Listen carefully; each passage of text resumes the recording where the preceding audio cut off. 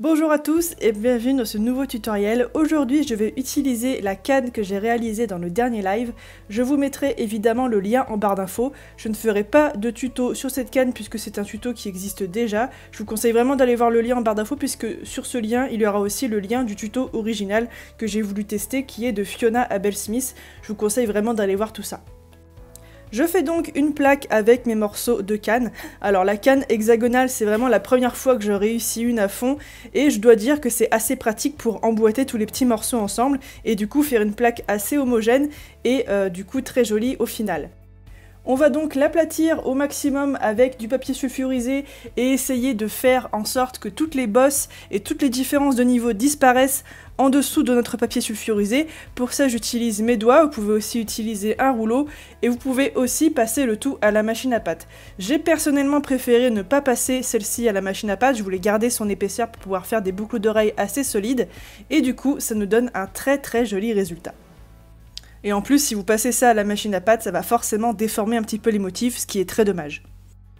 Et comme vous le savez, quand on fait des cannes, il y a beaucoup de restes. Par exemple, les petits bouts qui sont un petit peu moches, qu'on va devoir couper.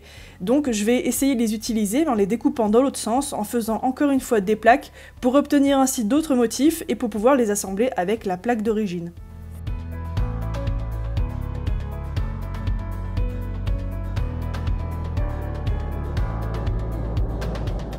Je vais ensuite découper ma plaque avec des emporte-pièces, notez que c'est aussi possible de les découper avec des petits gabarits papier que vous auriez dessiné vous-même. Et ensuite on va pouvoir laisser parler notre imagination, donc vous faites un petit peu ce que vous voulez. Ici j'ai fait tout simplement des demi-cercles, que j'ai ensuite rempli avec un autre petit cercle de pâte un peu plus foncée. Cette pâte provient elle aussi d'un bout de canne un petit peu moche que du coup j'ai découpé et que j'ai réassemblé pour faire une espèce de pâte un peu plus sombre.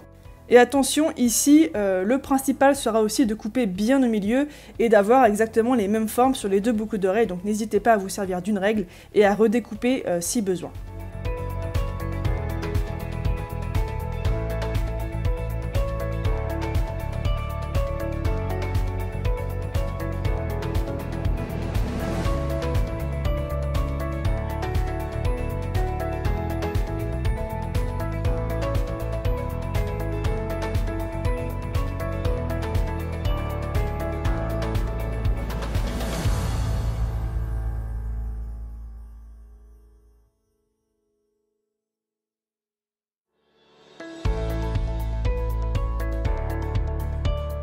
Je découpe la même forme d'un pâte noir, puis je l'intègre à ma pâte colorée, et je vais ensuite lier tout ça avec encore une fois du papier sulfurisé et la chaleur de mes doigts en frottant un petit peu, ça collera très bien.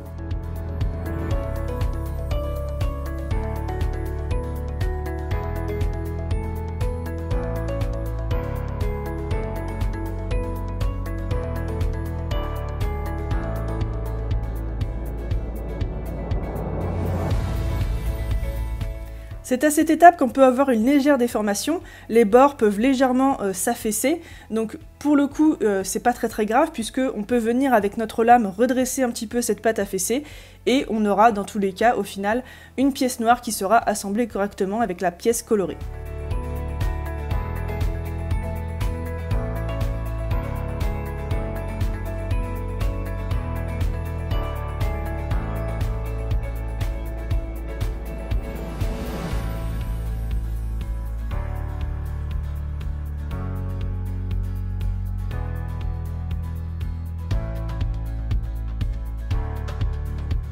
J'ai décidé ensuite de texturer légèrement la partie noire, alors ça on aurait pu le faire avant mais du coup avec le papier sulfurisé ça aurait totalement effacé. C'est totalement optionnel, hein. J'ai décidé de faire ça pour donner une légère différence de texture entre la pâte noire et la pâte colorée. Je trouve que c'est assez important, ça donne un petit charme à la pièce. Et évidemment la partie texturée sera l'avant de la boucle d'oreille puisque l'autre côté ne sera pas texturé. Je perce un petit trou parce que j'avais la flemme de sortir ma Dremel ensuite et je vais pouvoir passer tout ça au four pendant une bonne trentaine de minutes à 110 degrés environ en fonction de la pâte que vous utilisez. Alors j'ai fait différentes formes et du coup je les ai toutes cuites en même temps, j'ai même fait quelques pièces pour faire des petits colliers et je vais ensuite résiner uniquement les parties qui m'intéressent. Donc ici j'ai décidé de résiner uniquement la moitié, donc la moitié basse, la partie haute étant la pointe. Et j'ai fait un petit peu pareil en résinant que les parties coloris des demi-cercles de tout à l'heure. Alors ça c'est un choix, c'est totalement optionnel là aussi. Vous pouvez très bien ne rien rajouter, ça a un très joli charme. Vous pouvez aussi ajouter uniquement du vernis au lieu de la résine, ou alors appliquer un vernis mat pour avoir un rendu mat de chaque côté de la pièce. Ici je vais par exemple résiner les deux côtés de la pièce pour avoir un rendu brillant des deux côtés, quelle que soit du coup la boucle d'oreille dans le sens dans lequel elle est tournée, on verra qu'elle brille et qu'elle est résinée. Si vous voulez résiner uniquement la partie basse de la boucle comme moi ici, vous allez faire très attention à ne pas mettre trop de résine pour ne pas qu'elle coule là où vous ne voulez pas. Et on va utiliser un petit cure-dent pour faire glisser la résine uniquement sur les parties qui nous intéressent. Donc on va être assez précis, c'est un petit peu long mais c'est pas très grave. Et on va faire attention du coup à ce qu'il y en ait bien partout avant de passer tout ça sous la lampe UV.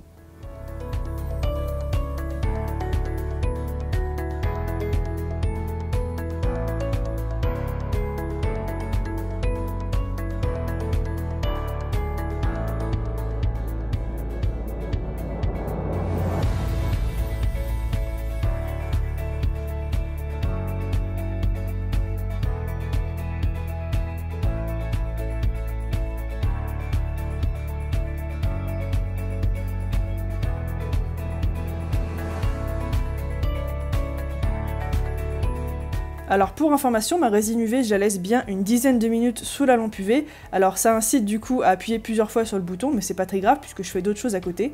Et une fois que la face avant de la pièce est bien résinée, est bien faite et bien catalysée, qu'elle ne colle pas, on va pouvoir passer à l'autre face de la pièce. Donc ici, vous voyez, c'est la face arrière. Donc on peut voir que les petites pièces en demi-cercle ne sont pas texturées à l'arrière, mais c'est pas très grave puisque du coup, normalement, on n'est pas censé les voir.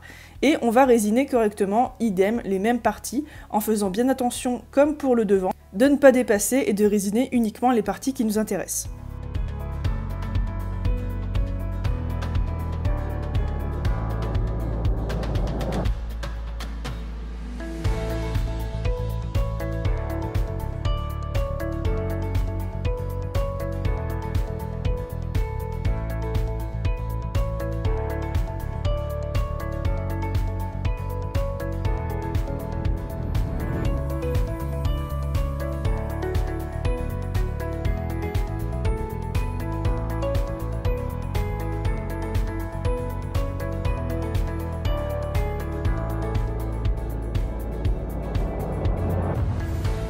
Pour les personnes qui seraient intéressées, ces boucles sont en vente sur ma boutique Etsy, je vous mets le lien en barre d'infos. Sur ce, si vous avez aimé cette vidéo, n'hésitez pas à la liker, la commenter et surtout à vous abonner à la chaîne, c'est très important puisqu'il n'y a encore que 50% d'entre vous qui sont abonnés, les 50 autres ne le sont pas.